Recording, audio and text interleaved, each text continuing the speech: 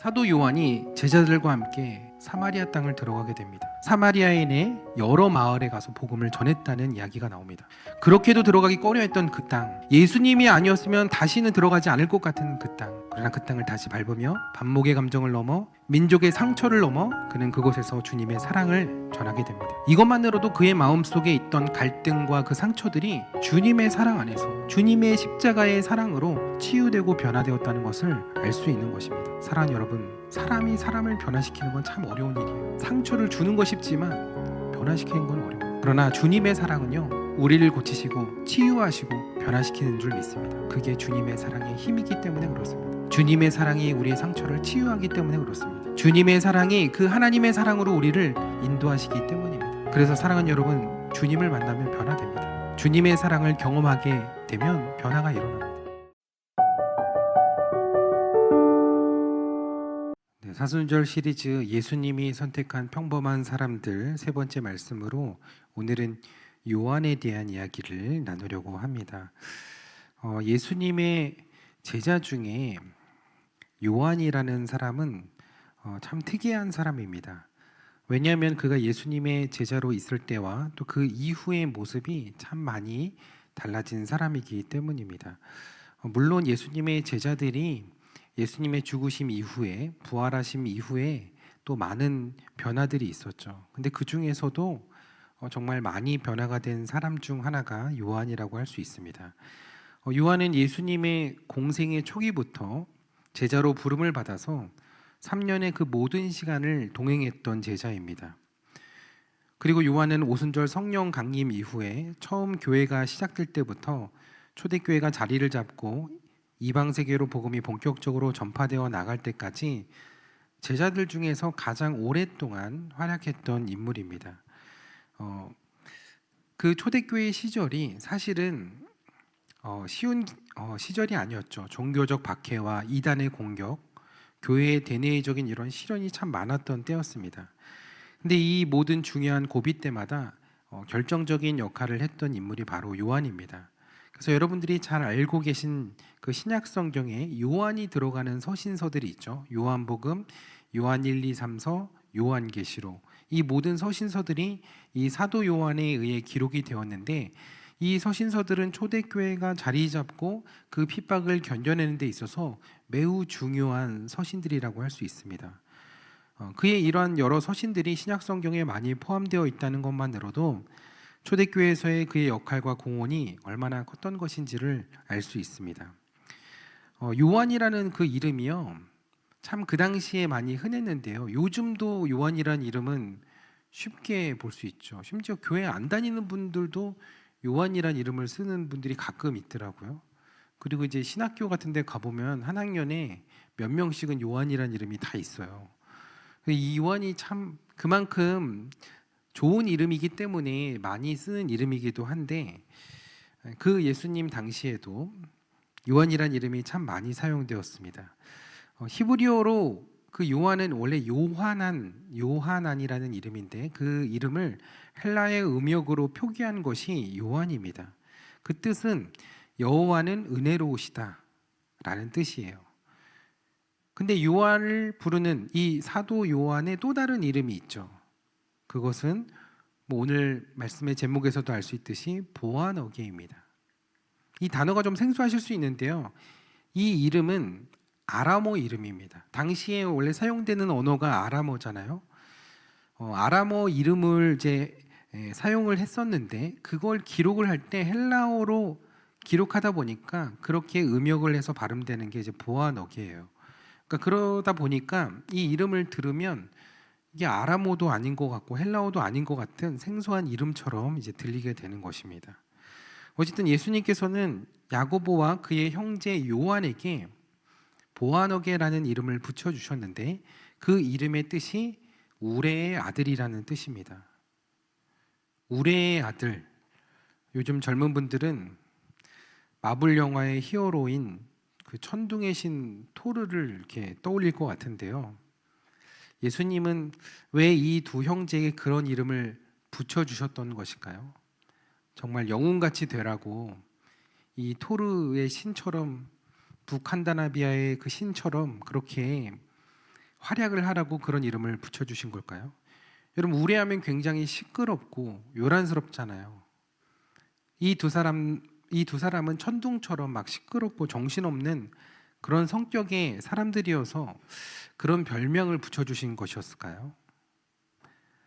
이 사람들이, 이 요한과 야고보가 그런 별명을 얻게 된 이유를 오늘 우리가 읽은 말씀에서 살펴보려고 합니다. 오늘 이 51절 말씀에 보면 예수님은 십자가 사역의 때가 다가옴을 아시고 예루살렘을 향하여 올라가기를 굳게 결심하셨다고 했습니다. 근데 왜 굳이 사마리아 땅을 거쳐서 예루살렘으로 가려고 하셨던 걸까요? 물론 그 길이 예루살렘으로 가는 가장 빠른 길이고 가장 짧은 길이기도 했습니다. 그러나 보통의 유대인들이라면 그 길을 이용하려고 하지 않았습니다. 제가 지난달에 선한 사마리아인에 대한 설교 때 말씀드렸던 것처럼 유대인과 사마리아인들에게는 굉장히 깊은 감정의 골이 있었고 그래서 서로 상종하지 않으려 했습니다. 그러다 보니 서로의 땅으로 들어가려고 하지도 않았고 그 땅을 밟으려 하지도 않았다는 거죠.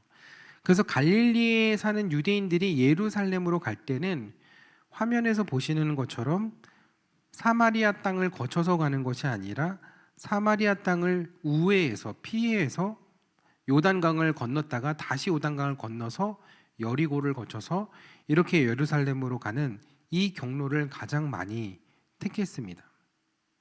근데 오늘 예수님은 굳이 사마리아 땅을 통해서 가려고 하셨다는 거죠. 왜 그러셨을까요?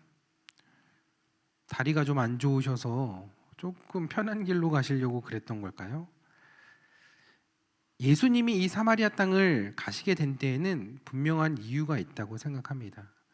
여러분, 누가복음은 누가에 의해 기록된 책이죠. 근데 누가복음만 기록한 게 아니거든요. 누가복음의 후속작으로 기록한 책이 바로 사도행전입니다. 그래서 그 사도행전에도 누가복음의 믿음의 관점과 신앙의 관점이 담겨져 있는데 누가는 복음이 유대인에게서만 머무는 것이 아니라 사마리아를 거쳐서 땅끝으로 전해져야 한다고 그렇게 믿었습니다. 그래서 사도행전 1장 8절에 보면 제자들이 예수님의 복음을 증거해야 하는 그곳에 사마리아라는 지역을 포함시키고 있는 거예요. 만약 그 땅을 정말 원수의 땅이고 상종하지 않아야 될 땅이라고 그렇게 생각했다면 그 땅을 그렇게 언급하지 않았을 거예요. 그냥 땅끝까지 복음을 전한다고 하면 되지 굳이 사마리아라는 그 이름을 넣지 않았을 거예요. 근데 그렇게 했던 것은 사마리아를 피해서 복음을 전하면 안 되고 그곳과 그 땅의 사람들에게도 반드시 복음이 들려져야 한다는 것이죠. 그런 의미에서 예수님이 사마리아 땅을 거쳐 가셨다는 것은 굉장히 큰 의미가 있었다고 봅니다. 사실 예수님이 사마리아에 가신 건 처음이 아니었어요. 요한복음 4장에 보면 예루살렘에서 유월절을 지키시고 갈릴리로 다시 돌아가실 때도 굳이 사마리아를 통과해서 가셨어요. 그리고 거기서 우물가에서 한 여인을 만나게 되죠. 근데 그 여인을 통해서 사마리아의 많은 이들이 예수님을 그리스도로 믿게 되는 그 내용이 요한복음 4장에 나옵니다. 이것을 통해 알 수 있는 것은 예수님이 의도적으로 제자들을 데리고 사마리아 땅에 들어가셨다는 거예요. 왜 그러셨을까요? 반목의 감정이 가득한 그 땅과 그곳의 그 사람들을 인간적인 마음으로, 유대인의 마음으로 보는 것이 아니라 하나님의 마음으로 보게 하시려 했기 때문입니다. 그들을 긍휼한 마음으로 바라보고 그 땅에도 하나님의 구원의 은혜가 임해야 한다는 것을 제자들이 보고 느끼도록 사마리아 땅으로 제자들을 데리고 들어가셨다는 거예요. 근데 오늘 말씀에 보면 사마리아의 한 마을에 들어갔을 때 그곳 사람들이 예수님과 두 제자가 아니라 이 제자들을 받아주지 않았습니다. 근데 그때 그 사마리아인들을 향해서 화를 참지 못하고 분을 냈던 두 명의 제자가 있었는데 그 두 제자가 누구였을까요? 네, 오늘 말씀 54절에 나오듯이 그 두 제자는 야고보와 요한이었습니다. 이 둘은 자신들을 거절한 사마리아인들을 향해 화를 참지 못하고 예수님에게 그들에게 저주를 내리시면 어떻겠냐고 이야기합니다. 여러분, 성경에는 아주 이렇게 젠틀하게 기록이 되어 있는데 실제로도 이렇게 부드럽게 말했을까요? 제가 이제 세번역 버전의 성경을 이제 보여드렸는데, 예수님 기분 나쁘시죠? 그러니까 하늘에서 불이라도 내려서 저 친구들 따끔하게 혼내주면 어떨까요? 이렇게 나긋나긋하게 말했을까요? 아니죠. 실제로는 엄청 흥분해서 이놈의 새끼들 그냥 감히 예수님을 이딴 식으로 대접해? 이 사마리아 사탄의 자식들, 이거 예수님 저놈들은 지옥불을 내려서라도 아주 뜨거운 맛을 보여줘야 됩니다. 막 이렇게 흥분을 못 참고 거칠게 이야기했을 거예요. 여러분, 이렇게 말하는 야고보와 요한의 성격이 좀 짐작이 되시나요? 그렇습니다. 이 두 사람은 불같은 성격이었던 거예요. 너무나 다혈질이어서 작은 일에도 흥분을 참지 못하고 저렇게 격하게 반응하고 격하게 말하는, 입으로 뱉는 그런 사람들이었어요. 그래서 우레와 같은 성질을 내는 성격의 사람들이어서, 그래서 우레의 아들이라는 그런 별명도 얻게 된 것이죠. 물론 뱃일을 하는 예수님의 다른 제자들도 다들 한 성격하고 거칠었을 것 같아요. 원래 뱃일하는 사람들이 좀 거칠잖아요. 근데 그 중에서도 이 둘이 최고였던 것 같아요. 마치 번호같이 불을 뿜는 막 그런 성격이어서. 그래서 저는 이제 번호계가 이제 번호 같다고 그래가지고 이름을 그렇게 기억을 하는데, 여러분들도 보아노계가 뭐였지? 이러면 번호를 떠올리시면 기억이 나실 거예요. 아, 불 같은 성격이었지. 근데 그렇게 혈기를 예는 야고보와 요한을 향해서 예수님은 오히려 꾸짖으시고, 그리고 다른 말씀 안 하시고 다른 마을로 가셨어요. 저는 여기서 한 가지 주목하게 되는 그 대목이 있었는데, 그것은 다른 마을로 가셨다는 거예요. 아까 지도로 보여드렸던 그 경로, 그 사마리아 땅을 그냥 포기하고 우회해서 가셨다는 게 아니에요. 이거는 사마리아의 다른 마을로 가셨다는 거예요. 사마리아를 떠나신 것이 아니라 사마리아의 다른 마을로 가셨다는 거예요. 그게 무슨 의미일까요? 예수님은 그 사마리아 그 땅을 포기하지 않으셨다는 거예요. 그리고 거절한 그들을 저주하지도 않으셨습니다. 예수님은 그 발걸음을 통해서 그 땅을 향하신 하나님의 사랑을 제자들에게 가르쳐 주신 거예요. 너희에게는 원수 같을지 모르지만 하나님의 사랑은 그곳에도 임해야 함을 가르쳐 주신 거예요. 나중에 내가 이 세상을 떠나 승천한 후에도 너희들은 이 땅을 기억해야 한단다. 이곳에도 십자가를 통해 이루신 그 하나님의 사랑이 전해져야 해. 그 사랑은 사람을 가리지 않고 지역을 가리지 않고 모든 곳에 전해져야 하는 사랑이란다. 여러분, 복음이, 사랑이 여러분들의 마음에 드는 사람에게만 전해져야 하는 것이 아니라는 거예요. 그 하나님의 마음을 깨달으라고 제자들을 그렇게 사마리아로 데려가셨다는 거죠. 그때는 몰랐겠죠. 근데 요한은 예수님이 그렇게 말씀하신 이유를 나중에서야 깊이 깨달았던 것 같아요. 요한은 제자들 그 누구보다 십자가에서 돌아가신 예수님을 가장 가까이에서 봤던 사람입니다. 그렇게 하나님의 사랑이 무엇인지를 누구보다 깊이 깨달았던 그런 제자였을 거라는 생각이 들어요. 그리고 훗날 그 사랑을 진실로 깨닫게 되었을 때 요한은 완전히 다른 사람이 됩니다. 아까 영상에서 보신 것처럼 그는 하나님을 사랑으로 정의한 유일한 제자였습니다.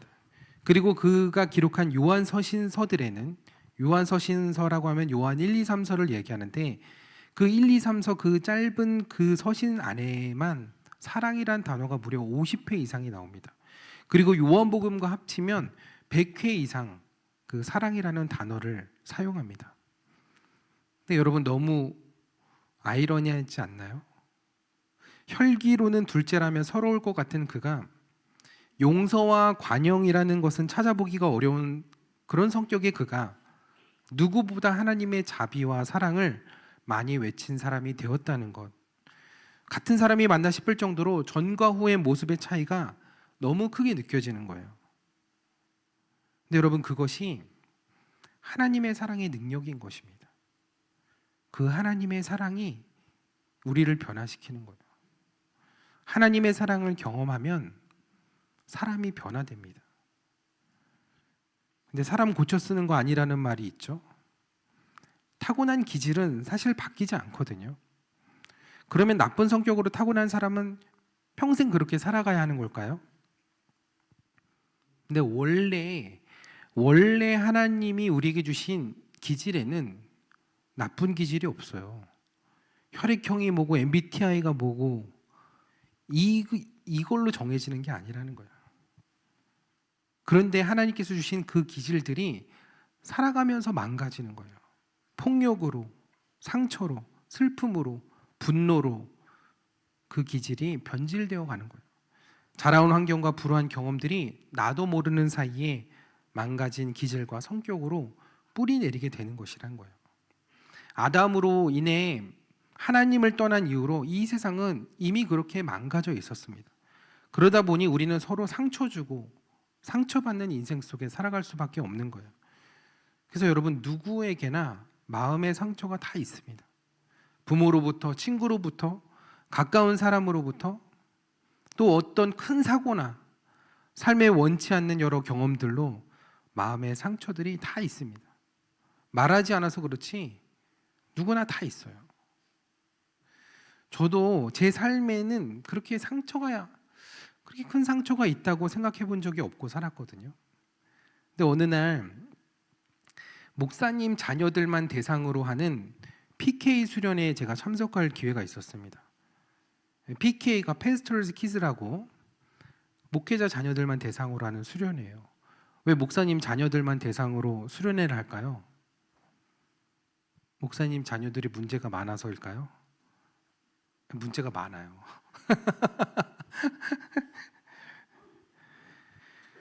목사님 자녀들에게만 있는 마음의 상처들과 고충들이 있어요. 그래서 이런 수련회가 필요하다는 것을 목사님들이 느낀 거예요. 그래서 목사님 자녀들만 데리고 그렇게 은혜로 치유되고 회복되는 그 수련회를 그렇게 만든 거예요. 근데 제가 거기서 그룹별로 서로의 이야기를 나누는 시간들이 있었는데 다 거기는 이제 다 목사님 자녀들이니까 제 이야기를 하면서 그리고 그 친구들의 이야기를 들으면서 그때 알았어요. 내가 목사 아들로 살아가는 것만으로도 상처가 된다는 걸 알았어요. 근데 뭐 목사 아들로 살아가는 것만 상처가 되겠어요? 장로 아들로 살아가는 것도 상처고 권사 아들로 살아가는 것도 상처고. 근데 저는 다 살아봤거든요. 집사 아들로, 권사 아들로, 장로 아들로, 전도사 아들로. 아버지가 다 모든 직분을 거쳐가셔가지고 다 살아봤어요.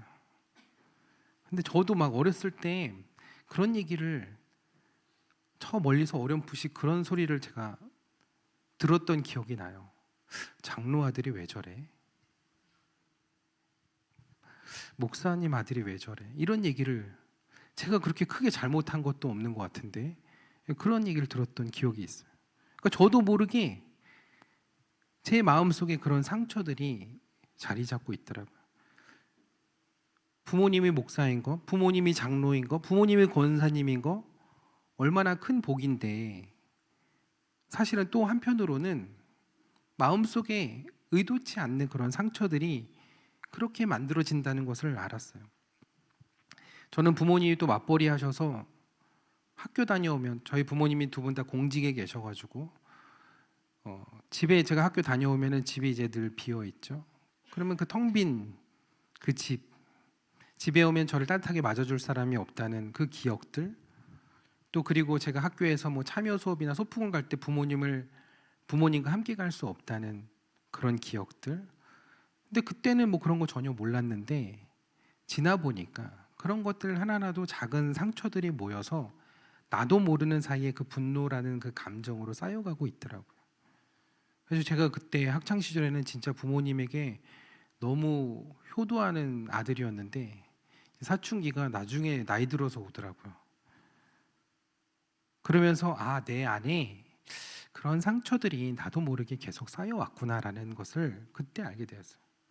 근데 제가 어느 날 하나님의 사랑을 경험하게 되니까 그런 마음의 감정들과 그 분노들이 씻겨져 내려간다는 것을 경험하게 되었습니다. 제가 자주 간증으로 고백하는 것 중 하나가 제가 24살에 이상한 체질로 바뀌게 되었다는 건데, 제가 나이를 늘 밝히는 거는 그게 뭐 나이 때문에 찾아오는 호르몬의 변화가 아니었다는 거예요. 그래서 제가 목사 안수 받기 한 달 전에 새벽에 기도하는 가운데 그렇게 하나님의 사랑을 경험하면서 그때부터 저에게 찾아온 그 변화가 바로 그 눈물이었어요. 평생에 그냥 평생이라고 해봤자 뭐 20년밖에 되지 않겠지만 눈물 한 번 흘려보지 않았던 제가 그때부터 하나님을 만난 경험을 한 이후부터 제가 수도꼭지처럼 틀면 눈물이 나오는 그런 울보가 되었더라고요. 왜 그런지 모르겠어요. 저도 왜 제 자신이 그러는지 저도 제 자신을 보면 너무 힘들어요. 저는 안 울고 싶은데. 근데 어느 날 그런 깨달음을 주시더라고요. 나에게 이런 변화가 온 것은 하나님의 사랑으로 인한 것이구나. 그 하나님의 사랑이 내 마음 안에서 작동하니까 내 마음 안에 있던 굳어져 있던 마음들이 녹아내리고 내 마음에 있던 그 상처들이 치유되니까 내 마음이 그 하나님 앞에서 감정이 드러나고 그 하나님 앞에서 내 마음이 이렇게 변화되는구나라는 것을 깨닫게 되었어요. 물론 그렇다고 손바닥 뒤집듯이 갑자기 제가 너무 그렇게 온유하고 젠틀한 사람으로 이렇게 변한 건 아니거든요. 평생에 쌓아온 그 아픔과 또 살아가면서 계속 쌓여가는 그 상처들, 그게 언제든지 우레와 같이 튀어나오고 저도 막 이렇게 혈기가 나올 때가 있거든요. 근데 분명한 것은 하나님의 사랑을 경험하면 경험할수록 그 하나님의 은혜와 사랑이 나의 안에 깊이 깨달아지고 경험되어질수록 내가 치유되고 변화되어 간다는 거예요. 그래서 우리가 하나님의 은혜와 사랑을 지속적으로 경험하는 것이 중요한 거예요.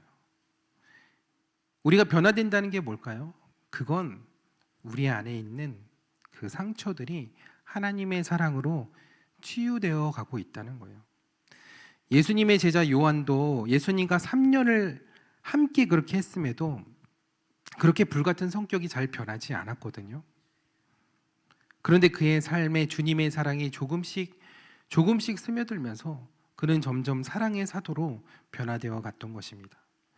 그러면서 변화가 일어나면서 점점 그 분노의 언어가 사랑의 언어로 바뀌어 갔던 거예요. 여러분, 제가 지난주에 그 레오나르도 다빈치의 최후의 만찬 그림을 보여드렸잖아요. 그때 보여드렸던 것은 모조품이고 이 지금 보여드리는 게 진짜입니다. 이게 원작품이에요.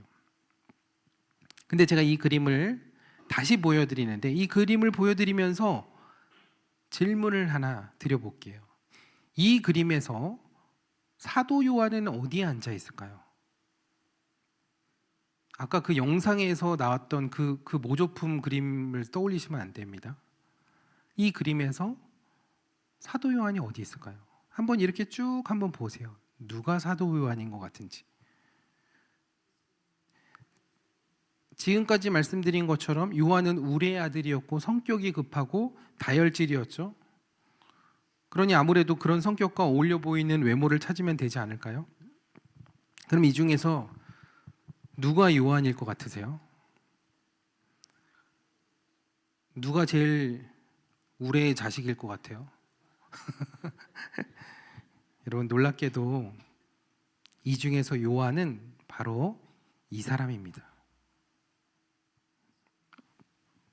아니, 그 사람 여자 아니에요? 여러분들처럼 이 사람이 막달라 마리아라고 주장하는 사람도 있어요. 예전에 그 다빈치 코드라는 거 혹시 기억나세요? 그 소설책이 한간에 사람들이 굉장히 큰 이슈가 되었는데 그것 때문에 이 성경과 이 신앙이 얼마나 왜곡되었는지 몰라요. 근데 그 소설의 한 등장인물이 거기 소설 속에서 이 인물이 마리아라고 막 주장하는 장면이 나옵니다. 그러니까 그것 때문에 이렇게 뭐 교회 안 다니는 분들이나 성경 모르는 분들이 저 작품이 저거 마리아라고 막 그렇게 이야기하는 분도 있어요. 근데 그건 그냥 소설일 뿐이거든요. 미술사적으로는 이 인물이 사도 요한이라는 것에는 조금의 의심의 여지가 없습니다. 이 사람은 여인이 아니고 사도 요한이 분명합니다. 왜냐하면 수많은 다른 예술가들의 작품 속에서도 사도 요한은 여성스럽게 그려지는 경우들이 굉장히 많기 때문에 그렇습니다. 그래서 그 다른 작품들도 보면 이렇게 다 여성스럽게 사도 요한을 그렸다는 거예요. 잘 보시면 공통점이 수염이 없고 긴 머리에 하얀 피부를 가지고 있는 매우 여성스러운 모습을 하고 있습니다. 왜 많은 미술가들이 요한을 이렇게 묘사했던 것일까요? 우선 요한은 제자들 중에 가장 어리고 젊었습니다. 그래서 이제 수염이 없는 모습인데, 근데 그를 이렇게 여성스럽게 그린 가장 큰 이유는 그가 바로 사랑의 사도였기 때문입니다. 그림들을 잘 보시면 요한은 하나같이 다 붉은색 옷을 입고 있어요. 이 또한 그가 사랑의 사도임을, 그 사랑의 열정을 잘 드러내주고 있는 코디라고 할 수 있습니다. 사도 요한이 죽고 난 이후에 많은 사람들이 그를 기억하는 이미지는 사랑이었다는 거예요. 우레의 아들이며 거칠고 혈기왕성했던 과거의 모습이 아니라 그의 서신 속에 드러난 수많은 사랑의 언어를 통해 많은 사람들이 그를 사랑의 사도로 기억했기 때문이라는 거예요. 실제로 그의 외모가 바뀐 건 아니었을 거예요. 제 생각에도 실제로는 굉장히 우락부락하게 생겼을 것 같아요. 근데 이건 실제 외모를 그린 게 아니라 사도 요한의 특징을 이미지화한 것이죠. 그리고 그 이미지는 그의 변화된 성격과 내면을 반영한 것일 것입니다. 결국 우리가 기억하는 사도 요한의 모습은 그의 변화된 모습을 보고 있는 거예요. 그는 주님 안에서 그 변화를 경험했습니다. 그는 주님의 사랑을 통해 내면의 모진 마음들이 다듬어졌던 거예요. 주님의 십자가를 통해 그의 상처들이 치유되었던 거예요. 나중에 사도 요한이 제자들과 함께 사마리아 땅을 들어가게 됩니다. 사도행전 8장 25절에 보면 사도들이 주의 말씀을 증언하여 말한 후 사마리아인의 여러 마을에 가서 복음을 전했다는 이야기가 나옵니다. 그렇게도 들어가기 꺼려했던 그 땅, 예수님이 아니었으면 다시는 들어가지 않을 것 같은 그 땅, 그러나 그 땅을 다시 밟으며 반목의 감정을 넘어 민족의 상처를 넘어 그는 그곳에서 주님의 사랑을 전하게 됩니다. 이것만으로도 그의 마음속에 있던 갈등과 그 상처들이 주님의 사랑 안에서 주님의 십자가의 사랑으로 치유되고 변화되었다는 것을 알 수 있는 것입니다. 사랑하는 여러분, 사람이 사람을 변화시키는 건 참 어려운 일이에요. 상처를 주는 거 쉽지만 변화시키는 건 어려워요. 그러나 주님의 사랑은요, 우리를 고치시고 치유하시고 변화시키는 줄 믿습니다. 그게 주님의 사랑의 힘이기 때문에 그렇습니다. 주님의 사랑이 우리의 상처를 치유하기 때문에 그렇습니다. 주님의 사랑이 그 하나님의 사랑으로 우리를 인도하시기 때문입니다. 그래서 사랑하는 여러분, 주님을 만나면 변화됩니다. 주님의 사랑을 경험하게 되면 변화가 일어납니다. 그래서 여러분, 변하지 않는 것 같은 여러분의 가족들, 변하지 않을 것 같은 여러분들의 주위에 있는 사람들, 그 사람들 변화되게 해달라고 기도하기 전에 그 사람이 주님의 사랑을 경험하게 해달라고 기도하시기 바랍니다. 우레의 아들이었던 요한이 사랑의 사도가 된 것처럼, 혈기와 분노로 가득했던 사람이 사랑을 말하는 사람이 된 것처럼 주님의 사랑을 경험하게 해달라고. 그때 우리 인생이, 우리의 인격이, 우리의 성품이 바뀌게 되는 줄 믿습니다. 어쩌면 우리 안에도 여전히 보아너게와 같은 모습이 남아있을지 모릅니다. 여전히 쉽게 화가 나고, 여전히 누군가를 미워하고, 여전히 상처받은 기억 때문에 마음이 굳어 있는지 모릅니다. 겉으로는 괜찮은 것 같지만 여전히 마음 깊은 곳에는 풀리지 않는 분노와 아픔이 남아있을 수 있습니다. 근데 여러분, 그 모습 때문에 낙심할 필요 없습니다. 왜냐하면 하나님은 처음부터 완성된 사람, 문제 없는 사람을 부르신 게 아니기 때문에 그래요. 예수님께서 요한을 부르실 때 그의 불같은 기질을 다 알고 계셨어요. 그럼에도 불구하고 그를 제자로 부르셨습니다. 왜냐하면 예수님은 그가 주님의 사랑으로 변화될 것을 아셨기 때문입니다. 그래서 중요한 것은 지금 내가 어떤 사람이냐가 아니라 내가 누구를 만나고 있냐입니다. 요한이 변화된 이유, 그가 주님을 만났기 때문입니다. 요한이 변화된 이유, 그가 주님의 곁에 오래 머물렀기 때문입니다. 요한이 변하게 된 이유, 십자가 곁에서 끝까지 주님을 바라보았기 때문입니다. 결국 그의 인생의 언어가 주님을 만남으로 바뀌게 되었습니다.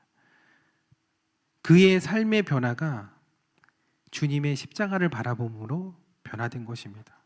분노의 언어에서 사랑의 언어로, 저주의 언어에서 생명의 언어로, 보안어계에서 사랑의 사도로. 사랑하는 여러분, 우리의 인생도 마찬가지입니다. 우리가 계속해서 주님 곁에 머물러 있기만 해도, 주님의 사랑을 붙들기만 해도 그 사랑이 우리 안에서 역사하시고 일하실 줄 믿습니다. 그 사랑이 우리의 상처를 만지고, 그 사랑이 우리의 마음을 녹이고, 그 사랑이 우리의 언어를 바꾸게 될 줄 믿습니다. 그렇게 어느 날 돌아보면 예전에는 그렇게 분노로 반응했던 내가 이제는 내 감정이 다스려지고, 예전은 그렇게 미워했던 사람이 긍휼한 마음으로 바라봐지고, 그렇게 싫어했던 그 사람이 하나님의 사랑으로 품어지고, 그것이 바로 주님의 사랑이 우리 안에서 일하고 있다는 증거인 것이죠. 사랑하는 여러분, 오늘 이 사순절의 시간 속에서 우리가 다시 그 주님의 십자가와 주님의 사랑을 붙들게 되기를 축복합니다. 십자가는 하나님의 사랑이 가장 선명하게 드러난 자리입니다. 그래서 우리가 그 십자가를 바라볼 때 그 주님의 사랑을 경험하게 되고, 요한이 변화된 것처럼 우리의 마음도 새로워지게 될 줄 믿습니다. 그리고 언젠가 사람들은, 우리 주위의 사람들은 우리의 과거의 모습이 아니라 주님 안에서 변화된 우리의 모습을 기억하게 될 줄 믿습니다. 우리의 아들이 아니라 사랑의 사도 요한으로 기억된 것처럼 저와 여러분도 주님의 사랑을 그렇게 나타내고 증거하여 그런 하나님의 자녀로 기억되는, 주님의 사랑을 전하는 사람으로 기억되는 저와 여러분들의 삶이 되시기를 주님의 이름으로 축원합니다. 우리 오늘 말씀을 기억하면서 함께 찬양하기를 원합니다. 주님, 여전히 제 마음에는 선한 것이 없습니다. 여전히 저는 변화되지 않는 것 같습니다. 그러나 그러기에 주님의 사랑이 저에게 필요합니다. 주님이 내 안에서 일하여 주시기를 원합니다. 주님의 마음을 내게 허락하여 주옵소서. 우리 이 시간 오늘 들은 말씀을 기억하며 우리 찬양하고 기도하는 자리로 나아가겠습니다. 주님, 그렇습니다. 주님이 보시는 것처럼 내 마음에는 선한 것이 없습니다.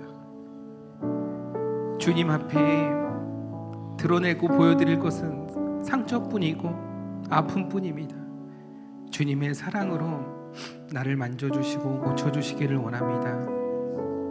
그 사랑으로 사마리아 땅에 들어가셨던 것처럼, 부족한 많은 그 제자들을 사랑으로 기다려주시고 품어주셨던 것처럼 주님 그 사랑으로 나를 안아주시고 나를 고쳐주시기를 원합니다. 주님의 사랑으로 내 마음으로 강권하여 주시고, 내 뜻대로 되지 않는 내 감정과 내 삶과 내 인생 가운데 주님 찾아와 주셔서 나를 변화시켜 주시고 나를 새롭게 하여 주옵소서. 주님이 아니면 내가 변화될 수 없습니다. 주님의 사랑으로 나를 만져주시고 고쳐 주옵소서. 이 시간 주여 한번 부르짖고 함께 기도하겠습니다. 주여,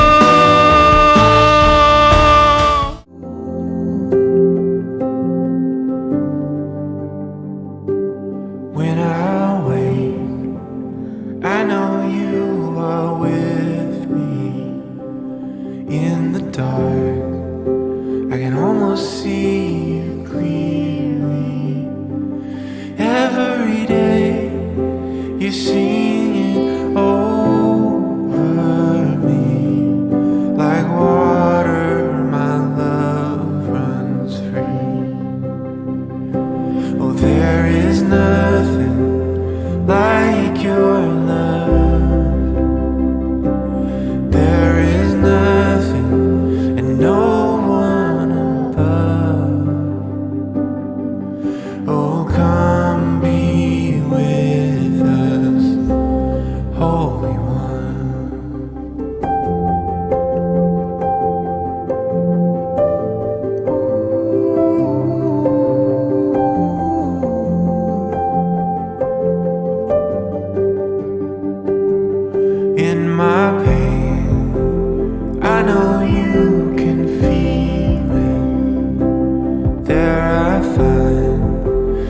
comfort in your spirit. And every day you sing it over me. Like water, my love runs free. Oh, there is nothing like your love. There is nothing and no one above.